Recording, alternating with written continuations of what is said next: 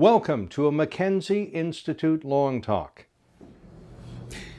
Very regularly, we hear the term blockchain. It is supposed to solve a lot of problems, save people money, and do wondrous things. What is it? So I'd say 3-4 years ago, I would have answered the question differently. 3-4 years ago, pretty much the only big game in town was something called Bitcoin and the Bitcoin blockchain, which is the mother chain, as people refer to it. But there's been a lot of changes since then. There's been a lot of different platforms that have been come out. And I would say that what's developed over those years is people looking at the characteristics of blockchain based on Bitcoin, what people wanted to change, what they've actually done, what's actually occurred, what worked, what didn't, and how enterprise, government, et cetera, is now beginning to adopt either all those characteristics or some of those characteristics. So a definition of blockchain, say 4 years ago, would not be the same definition as it is now.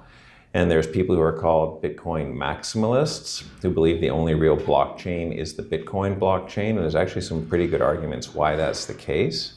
But can it solve everything? No.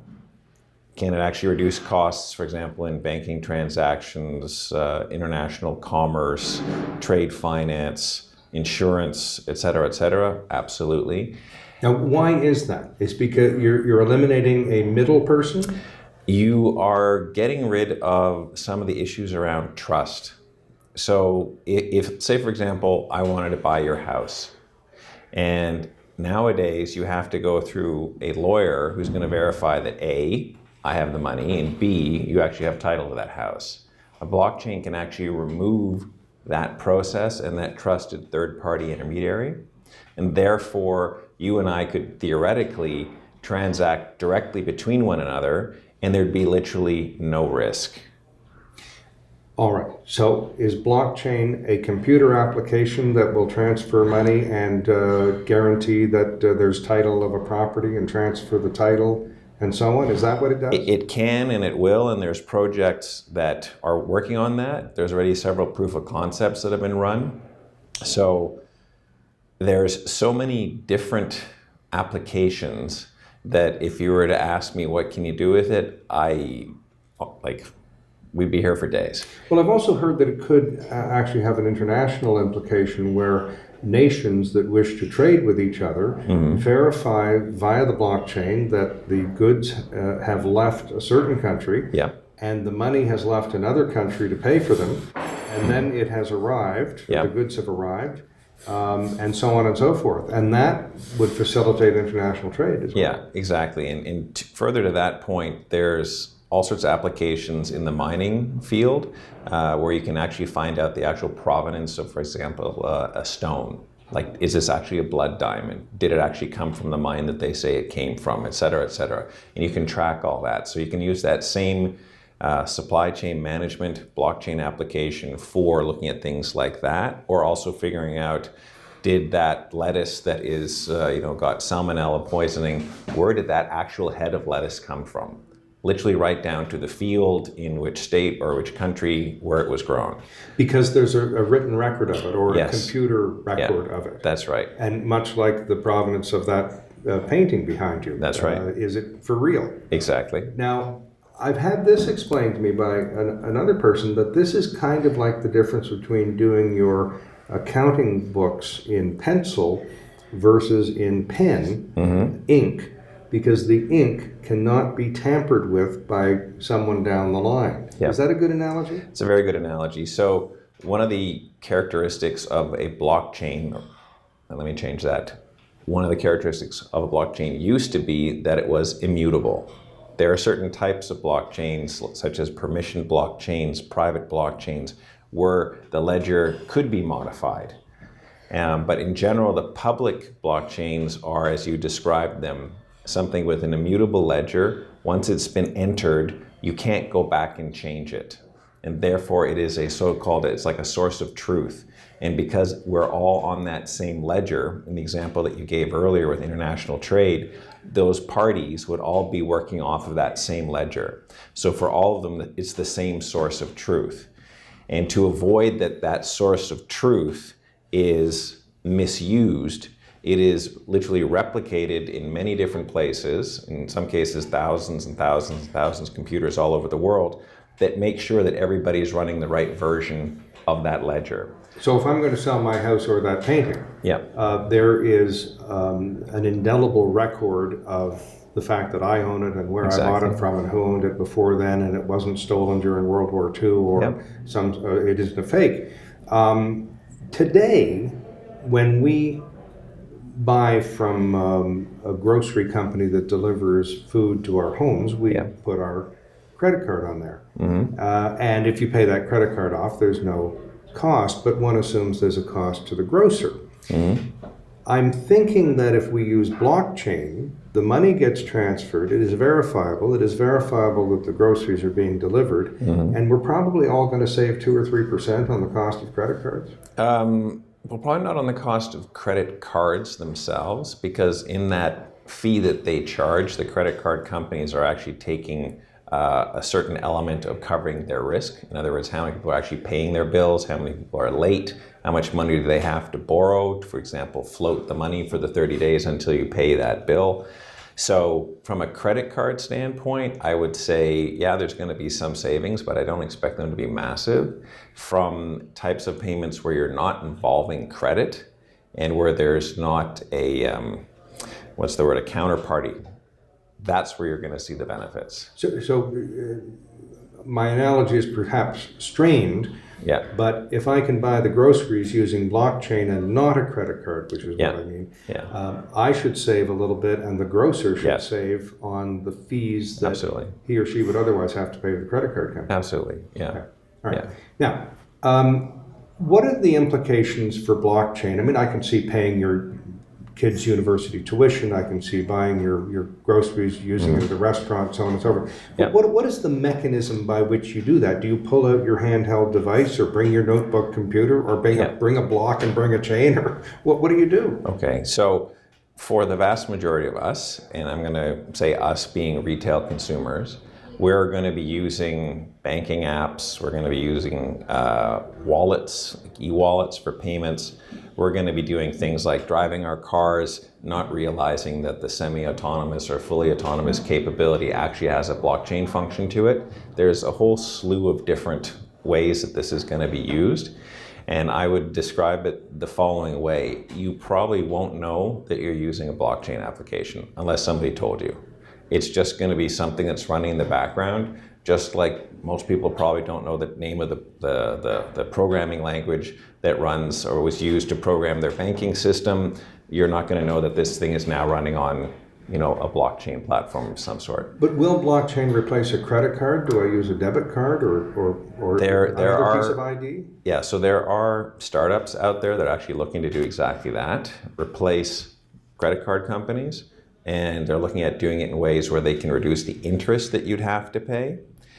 Because the credit card companies just look at everybody and say, this card is 19.99% interest, and this one is 10, and the other one is 29. They don't look at you as an individual and figure out what is your credit worthiness. Let's take a couple of quick examples. For example, the small business, the restaurant, the mom and pop store, the haberdasher. What's it going to look and feel like if you or they are using blockchain to make that purchase? Okay, so chances are you're going to be using either a bank application and or one of the credit card companies will be running blockchain in the background, but the settlement will be faster, if not real time. Costs should come down, and with that, various associated fees. So the best way of describing this is it's almost as if you were paying in cash. So for a retail transaction, such as at a restaurant, if you were the restaurant owner and I was the guest, it would be as if I was handing you cash. So the difference is that it's not a credit system. It's not a system where I say I'm going to give you money and in 2 or 3 days it'll settle and clear. It's actually something that has the capability of settling, clearing in real time.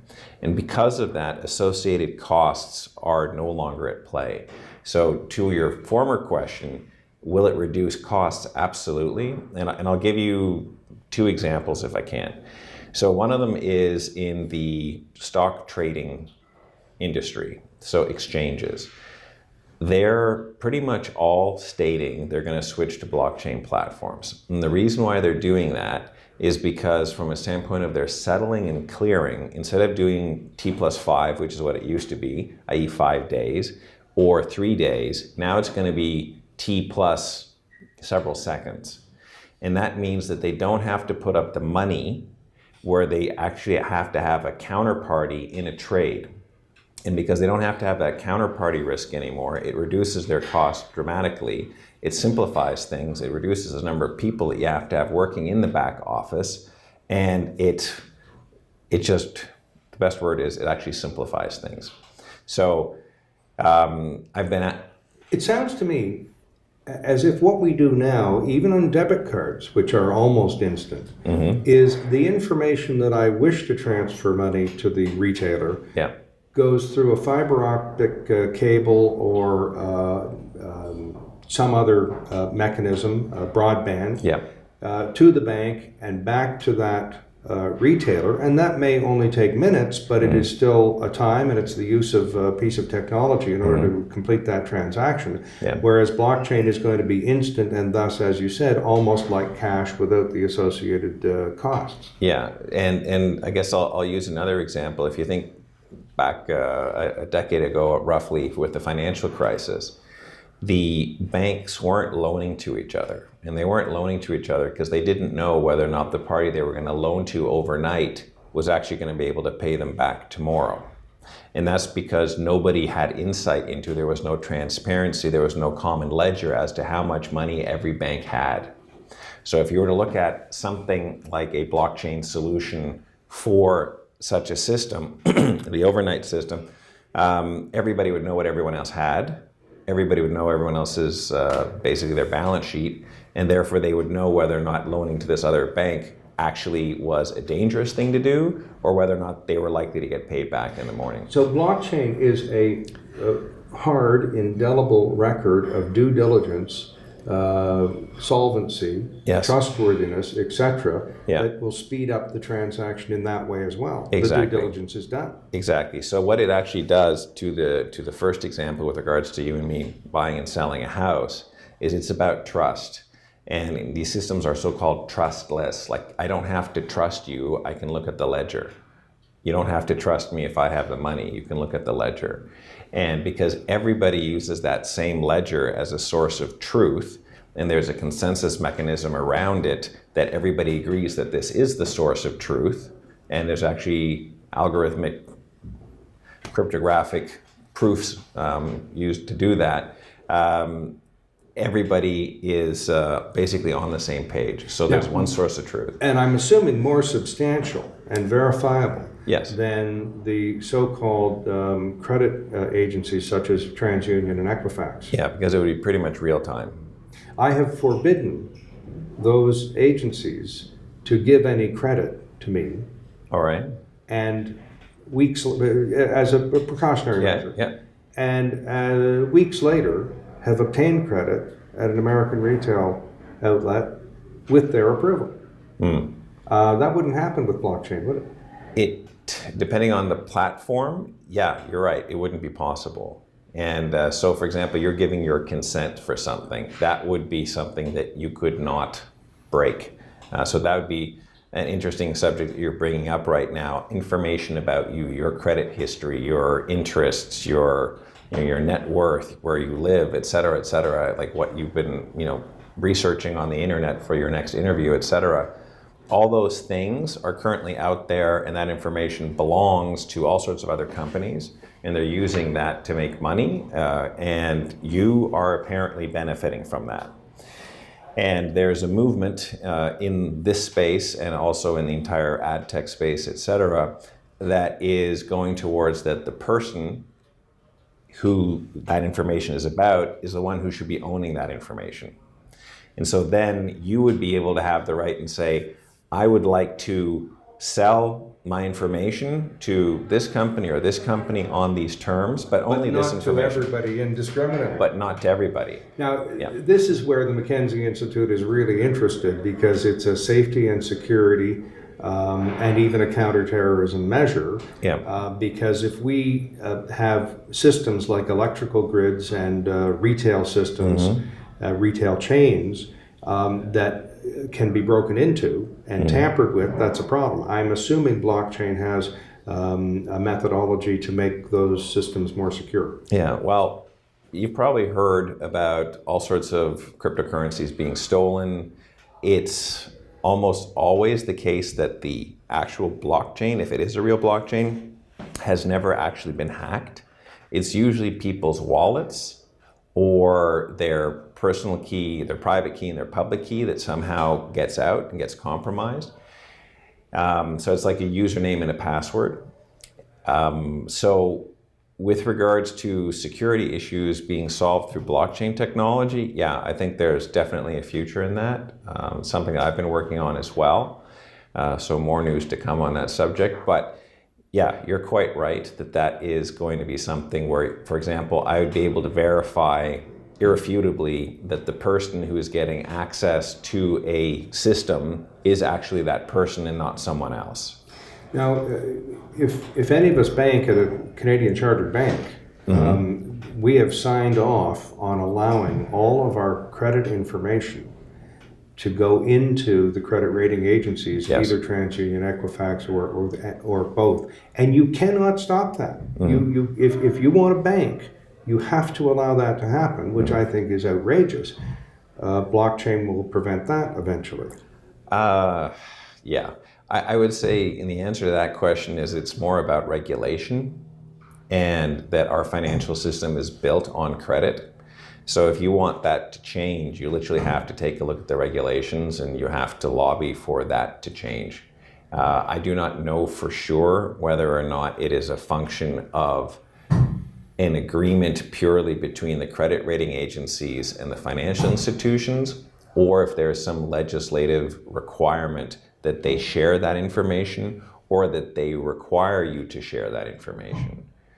So now, you've mentioned Bitcoin a couple of times, and the last I heard about it, and I hear different things every couple of months, is that there has been some either discrediting of it or devaluation of the Bitcoin currency or valuable instrument. Where are we at with that?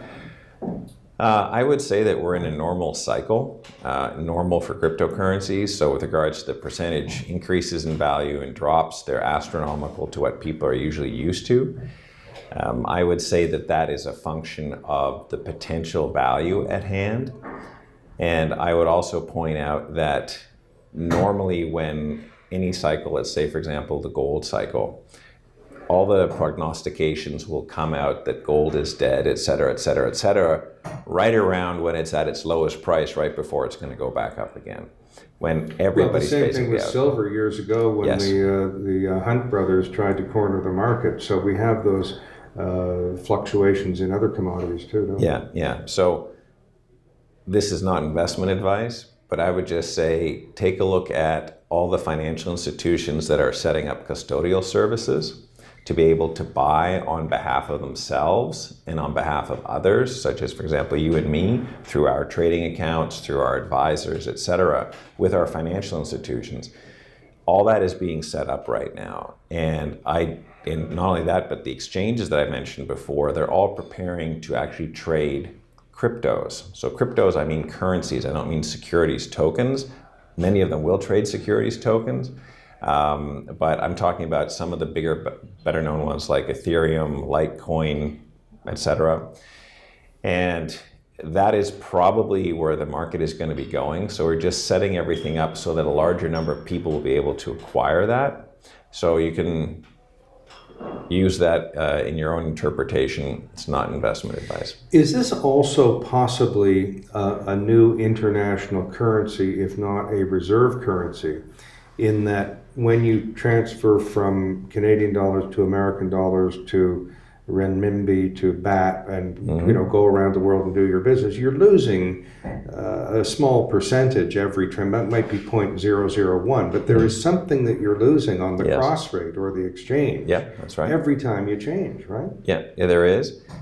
So a couple things. When you're changing in and out of any cryptocurrency, you're currently going to be dealing with the same issue. In fact, because there's so few places where you can trade it, you're actually going to be probably paying quite a bit on that exchange. That's going to change over time when more competition comes in. But with regards to it being a reserve currency, various tax authorities are saying it's an asset, it's not a currency. And I would say that it is still challenging to use, for example, Bitcoin as a currency currently. Like if we went out there and we wanted to pay, Bitcoin somewhere for a coffee or a dinner, you're going to have a hard time. You might be able to convert it to US dollars or Canadian dollars or whatever the case would be and then pay with that, sure. But I think right now cryptocurrencies are an investment, and I think that they're an asset, and I think that they're a store of value, in the sense that, say, if you're in a part of the world where right now your native fiat currency from the state is fluctuating rapidly, losing a lot of value, you'd want something else that's like a reserve currency that seems to be level compared to your countries, for example, Venezuela, some of the African countries, etc. So nice thing about this is that if you are in a war zone and you happen to get everything that you have into Bitcoin, all you need to know is your public key and your private key, and you can go anywhere in the world and you can access that. Now, currency, I think economists tell us, is based on markets. Yes. Do people want to buy it? They want to sell it? Do they like the Deutschmark? Do they like the American dollar? But there are also those who say there's something called a resource-based currency, which the Canadian dollar is because of our tremendous resources. So it may be a bit of a combination of the two. So I guess Bitcoin or blockchain currencies are based on the market and the value only, not the country of origin or not where the person who owns it lives. Correct. Has a lot of oil on the ground. Supply and demand, so the marketplace, absolutely. And there's actually some things that are becoming more and more prevalent now called stable coins. So stable coins are, for example, based on the price of gold or pegged to the US dollar or to another currency. And so what happens is that if you wanted this, you would deposit your US dollars with one of these companies that provides that. This is an oversimplification, but they would hold that money in an account, and then you would get a digital representation, a token of, for example, a US dollar. And that token would access anyone who owns that, would allow access to anyone who owns that token to access that US dollar from anywhere in the world. So now that US dollar can move around more freely with lower costs because of the transaction system. One of the concerns about that is, of course, the Fed likes to know exactly where every single dollar goes. And that's one of the ways that they use to manage their monetary system. They want to know where the capital flow is coming and going to. And in some cases, depending on how this works, you can see that through one of these types of tokenized units of fiat currency. But in other cases, it's difficult to follow. So again, there's so many different types of these things that are out there that I think it's going to be a function of legislation and what is going to be allowed and what the market demands. It's going to be a combo of those. I can see the disappearance of counterfeit currency. Yes, that's right. And that will be a huge saving, because I don't think anybody knows how many counterfeit bills are in circulation in America, for example. Yeah. So it's a double-edged sword. When everything is fully electronic, you have no more privacy theoretically, because everyone's going to see, which political party you donate to, or how much you spent on a coffee, or whatever the case would be. By the same token, there's tokens. I'm using that word a lot. On the same basis, there's tokens out there that make it borderline impossible for you to track where you spent them or who you transacted with. And then that gets into, is that a benefit to terrorists? Exactly. So with regards to Bitcoin, it's a pseudo-anonymous means of exchange. That means you and I both have an account, and if I sent something to you, a bunch of letters and numbers, sent X amount of Bitcoin to a bunch of other letters and numbers. Nobody on the blockchain actually knows that that's Alan Bonner or that's Karsten Arend. But on the blockchain, I could then see that Karsten got Bitcoin from somebody else, who got it from somebody else, who got it from somebody else. And there's, I believe, an investigator by the name of, or prosecutor, I think, U.S. prosecutor, I think her name was Catherine Hahn, I'm not sure, who was working on the Silk Road case, but she showed how being able to use that ledger was a brilliant tool for them to track where all the money flows were. Because money laundering, proceeds of crime, et cetera, it's all about money flowing somewhere. And this is a ledger which is permanent, it's immutable, and all you have to figure out is who used that account number. And there's a bunch of ways, of course, authorities and smart people can track down who actually used that. So it may be a counterterrorism tool. In fact, in many cases it is. So you may remember a couple of years ago in the media there was a big push basically saying this is being used by terrorists, it's being used by money launderers, et cetera, which was true, but it was a tiny portion of the money laundering industry. But over the time, you've probably heard less and less of that. And the main reason for that is because it is trackable. And so even the companies that are out there, and I say companies, I mean businesses who are actually, for example, encrypting your hard drive and demanding now some sort of a cryptocurrency, they're not asking for Bitcoin anymore. They're asking for other ones that are harder to track because they know that Bitcoin can be tracked. And it's tracked in a pseudo-anonymous way. So it's not my name, it is more difficult. And therefore, for someone who's not looking to do something, shall we say, questionable, no issue. I hear these news stories about people with dozens of computers in a room somewhere mining Bitcoin. Yep. What on earth does that mean? Okay, so what they're doing is they're actually validating transactions and securing the blockchain by doing these cryptographic hashes, which is a calculation, and they're providing a valuable service. So they're making it really, really difficult for someone to go in and change a record. And they're doing it in such a way that it costs a lot of money for you to be able to do so. So that's a disincentive. So it's about various game theory models. So incentive, disincentive, and so on. So if I, for example, wanted to go back and hack a previous block on the blockchain, I've been told that the amount of energy it would require with our current computers to actually hack that thing is like the same amount of energy as there is in the sun. In other words, it's not likely to happen. And if I wanted to change something, say 10 blocks back, well, it's an order of magnitude bigger, right? So what they're doing is they are verifying the transactions cryptographically, and then they're basically putting them on the blockchain, and they're being paid for that service because it requires a lot of computing power and a lot of electricity. And that's what mining is. And they get rewarded, I should say, for doing so. So they get some kind of monetary payment or reimbursement for their efforts? Depending on the model, depending on the cryptocurrency, yeah. Big topic. Yeah. Technical. Difficult for me. Yeah. But you've explained a lot well. What have I failed to ask you that you really should tell me so that I'll know more? Sure. I would encourage pretty much everybody to look into this. It's a huge opportunity.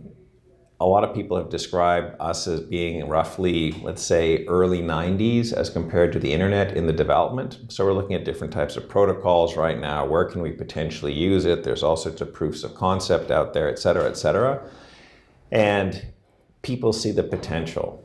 So I would advise people to hop on the internet, jump down the rabbit hole, and look at YouTube videos on everything from Bitcoin, Ethereum. You can even look at EOS. You can look at subjects like sharding, consensus algorithms. What else is there that would probably be good at this stage? I would also look at, actually, you know what, that's probably enough. You know, I don't usually get homework at the end of an interview, but thank you. Yeah, exactly. But I would definitely hop on and look at some of these videos, and it's probably a good start. It'll give you an idea of what you can do, and I'll leave you with one example if I can. There's a company in Europe, I think they're out of Germany, called Etherisk, and they do a basically a travel insurance, so trip cancellation slash if your trip is delayed insurance. So you go on the app and you punch in your flight to wherever you're going, and you pay a certain payment, and then you're sitting at the airport and your phone vibrates and you look at it and it says they've transferred X amount of this cryptocurrency to you because your flight's been delayed X number of hours. And you look over at the terminal screen at your gate and you're like, well, hold on a second, that thing hasn't changed yet. And a little while later it changes. What happened is that there's a thing called a smart contract running on, for example, in this case, the Ethereum blockchain. And it gets its information from something that we call an oracle in the industry. The oracle would be that flight data information system that says the flight's been delayed. The moment that smart contract gets that information, it then immediately sends the payout to whoever bought that insurance, in this case, me. So I was actually having dinner 2 nights ago with friends of mine, and I asked them the question, have you guys ever had trip cancellation insurance or flight delay, and how long did it take until you actually got paid? And the answer came back between 6 months and 1.5 years. So compare that to before it even shows up on the screen, you got paid. And the reason is because there's no human intervention, there's no administration network or apparatus, and it's purely based off of a smart contract which pays for itself. And I won't go into that, but just look up Ethereum. And it uses oracles. So now you can imagine an entire industry such as the insurance industry being able to provide insurance services in areas where it wasn't profitable before because they had this huge administrative overhead that caused so many costs. Now you don't have that anymore in certain cases. So you can imagine there's going to be different types of insurance coming out, different products, and the cost of insurance coming down. So that should maybe give you a little bit of an idea of some of the potential in blockchain.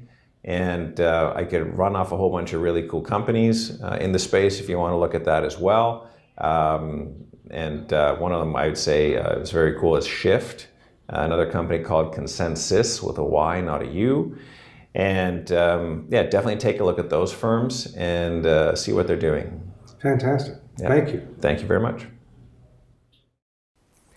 Any views expressed here are not necessarily those of the Mackenzie Institute, its speakers, sponsors, or supporters. But the Institute is dedicated to fostering public discussion, debate, and education about security matters. Google the Mackenzie Institute to join the discussion. The Mackenzie Institute is grateful to its sponsors and supporters. Some of our short pods and long talks are a result of the support of Heathbridge Capital Management Limited, the National Post, and Dundurn Publishing.